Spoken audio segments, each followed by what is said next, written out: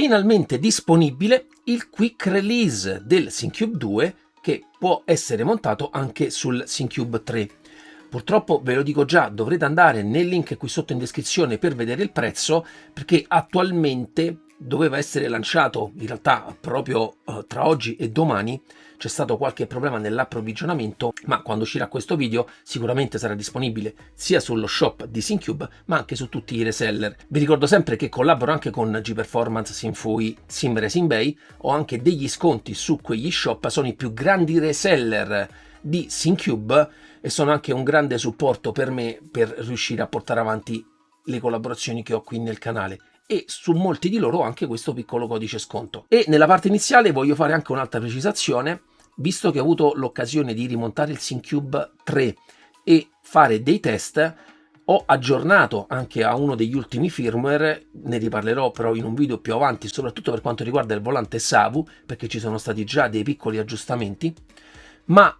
i test che ho fatto di un paio di settimane con questo quick release li ho fatti tutti con un'impostazione della base a 15 Nm. Questo perché dopo la recensione che ho fatto del SyncCube 3, che ho utilizzato sempre a 25 Nm, molti di voi mi hanno chiesto: Mirko, ma come si comporta la versione Sport? Visto che molto probabilmente sarà complicato che mi mandino anche la versione Sport,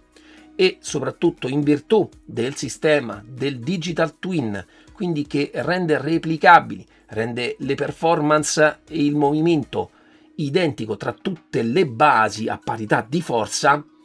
con questa regolazione sono certo di essermi avvicinato al 90-99% a quelle che sono le prestazioni di un SyncCube 2 Sport. E per chi abbia dubbi su questo aspetto e non abbia visto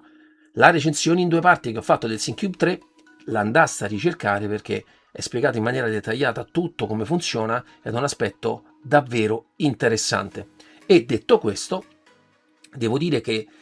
come immaginavo, il paradosso del dettaglio dietro la forza con SyncCube 3 viene un bel po' stravolto, perché anche con una forza di 15 Nm, che io ho trovato molto corposa, a tal punto che, a differenza di quando lo utilizzavo a 25, ho tolto totalmente lo static force reduction, quindi in tutte le occasioni ho avuto tutte le performance che può dare il SyncCube 2 a 15 Nm, i dettagli sono sempre eccezionali. Con le Mans Ultimate io rimango sempre molto stupito di che livello e che finezza di dettaglio ricevo, ma in realtà con tutti i giochi ritorna sempre tutte le caratteristiche che io avevo riscontrato sia anche giocando a 25 Nm, e come forza la trovo corretta, penso, per la maggior parte delle persone. Naturalmente, se uno non vuole avere ripensamenti futuri eccetera eccetera, ha una buona postazione, prendersi il Pro ti leva qualsiasi dubbio. Ma personalmente, come anche quando ci fu la versione 2 Sport, hai la possibilità di utilizzare una delle migliori tecnologie che ci sono oggi sul mercato, anche guardando un pochino al risparmio, visto che lo Sport costa un bel po' di meno. Ma arriviamo adesso al quick release del SyncCube 2 adattabile sul SyncCube 3. Vi viene fornito con questi due accessori: il primo che serve per essere montato direttamente sulla base e serve per allineare i fori che ci sono sul mozzo del SyncCube e quelli del rinnovato QR senza elettronica, e naturalmente tramite questa anche geometria porta la forma rotonda alla forma quadrata che noi invece abbiamo sulla parte del SyncCube 3. Ritorna quindi il nostro famosissimo perno che va a bloccare la parte del quick release. Io lo trovo un sistema che magari non chiamerei propriamente quick release, inteso come veloce da montare e smontare, perché sicuramente i sistemi a baionetta sono molto più veloci sia nel montaggio che nell'estrazione, ma quando un sistema così collaudato, io l'ho avuto per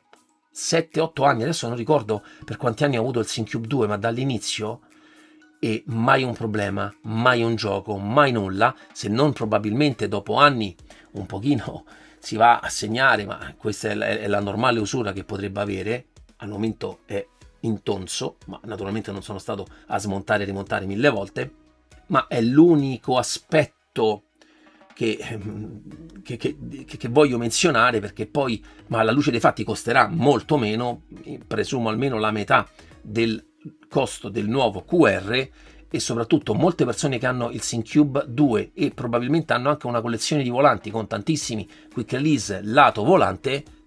acquistando questo accessorio possono continuare a utilizzare i loro volanti nella stessa identica modalità con cui lo utilizzavano sul SyncCube 2. Naturalmente vanno a perdere quello che è il sistema Lightbridge, ma a fronte di poter riutilizzare tutti i vecchi quick release che magari già possiedono, o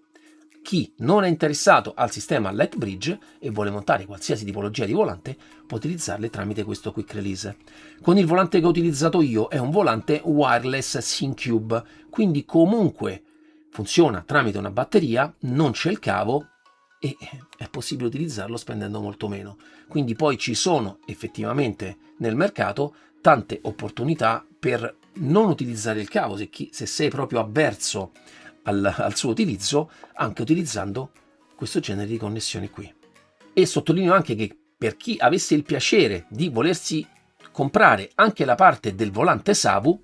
c'è l'edizione SyncCube 2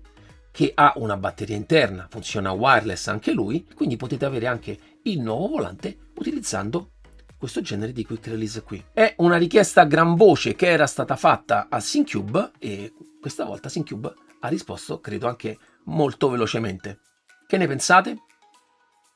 Sarà questo l'ago della bilancia per scegliere e comprare il nuovo SyncCube 3? Questo lo lascio decidere a voi. Però nel caso, come ho detto già anche all'inizio, vi sarei molto grato se utilizzaste i miei link, i miei codici sconto, ce ne sono tantissimi con tantissimi reseller, è un grande supporto al canale e spero di proseguire in questo viaggio insieme a voi. Ringrazio come sempre SyncCube nel credere nel mio canale e dare la possibilità di recensire tutti i suoi prodotti e accessori. Ci vediamo alla prossima review, ciao!